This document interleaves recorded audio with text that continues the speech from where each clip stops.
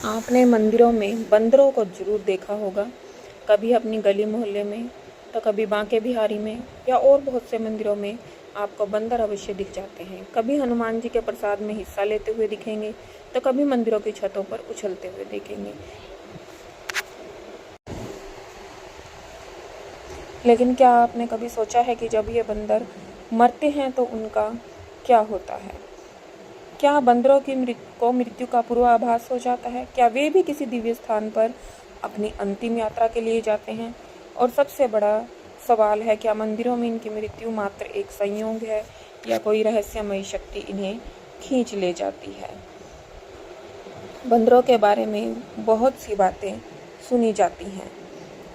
एक माना जाता है कि वानर सेना ने भगवान श्री राम से वरदान मांगा था कि कोई भी इन्हें मरते हुए ना देख सके। बंदरों को मृत्यु से कम 1 हफ्ते पहले ही अपनी मृत्यु का पता चल जाता है। इसके बाद बंदर एक सुरक्षित जगह चुन लेते हैं और बिना भोजन या पानी के चुपचाप बैठ जाते हैं। जब बंदर मरने वाला होता है तो वह बिना किसी परेशानी के घने जंगल में दीमक के पास लेट जाता है, जो कि एक नासूर होता है। नासूर यानी कि कभी ना भरने वाला जख्म, और दीमक को उसके ऊपर यानी कि बंदर अपने ऊपर घर बनाने देता है, खाने देता है।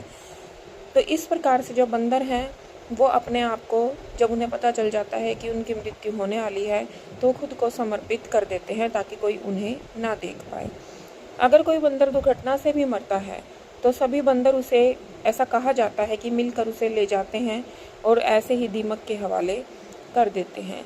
इस प्रकार से जो बंदर हैं वो अपनी मृत्यु का किसी को भी पता नहीं चलने देते कि वो कैसे मरे हैं। देश के कई मंदिरों में ऐसे प्रमाण मिले हैं कि जब बंदर बूढ़े या बीमार हो जाते हैं तो वे अपने अंतिम समय में मंदिर की ओर चले जाते हैं। मानो वे जानते हैं कि अब उनका अंत निकट है और वे हनुमान जी की शरण में ही अपनी देह छोड़ना चाहते हैं। हिंदू धर्म में तो बंदर को हनुमान जी का स्वरूप माना गया है और ऐसा कहा जाता है कि हनुमान जी अपने भक्तों को मृत्यु के समय अपने पास बुला लेते हैं।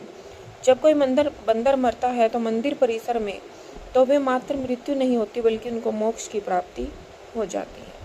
राजस्थान, उत्तर प्रदेश, मध्य प्रदेश के अनेक गांवों में ऐसी कथाएं हैं कि बंदर मृत्यु से पहले मंदिर की घंटी बजाता है, जैसे वह हनुमान जी को अंतिम बार प्रणाम कर रहा हो। ग्रामीण लोग उस बंदर की मृत्यु को शुभ संकेत मानते हैं और उसकी पूजा भी करते हैं। अब इसके पीछे एक वैज्ञानिक दृष्टिकोण है कि विज्ञान कहता है कि बंदर सामाजिक जानवर होते हैं। जब वे बीमार होते हैं या मौत के करीब होते हैं तो वे ऐसी जगह तलाशते हैं जो शांत हो, सुरक्षित हो। मंदिर उनके लिए एक ऐसा ही स्थान होता है जहाँ भोजन मिलता है, हिंसा नहीं होती और आत्मिक शांति होती है, तो इसलिए वो वहाँ पर चले जाते हैं। कई मंदिरों के पुजारियों ने देखा है कि एक बूढ़ा बंदर धीरे धीरे मंदिर के पास आता है और फिर मूर्ति के सामने चुपचाप बैठ जाता है। कुछ समय बाद वो वहीं शांत होकर संसार से विदा ले लेता है। क्या ये केवल एक संयोग है या हनुमान जी का बुलावा? कुछ स्थानों पर ऐसे बंदरों को श्रद्धापूर्वक दफनाया जाता है, हनुमान चालीसा का पाठ होता है और उन्हें हनुमान जी का दूत मानकर विदाई दी जाती है। ऐसे दृश्य कम ही देखने को मिलते हैं जो दिल को छू जाते हैं। हो सकता है कि ये बात विज्ञान पूरी तरह से साबित ना कर पाए, पर आस्था कहती है जब एक जीव अपनी अंतिम सांस किसी मंदिर में ले तो उसे केवल मौत नहीं, एक मुक्ति मिल जाती है। मंदिर की मृत्यु एक ईश्वर से मिलन बन जाती है।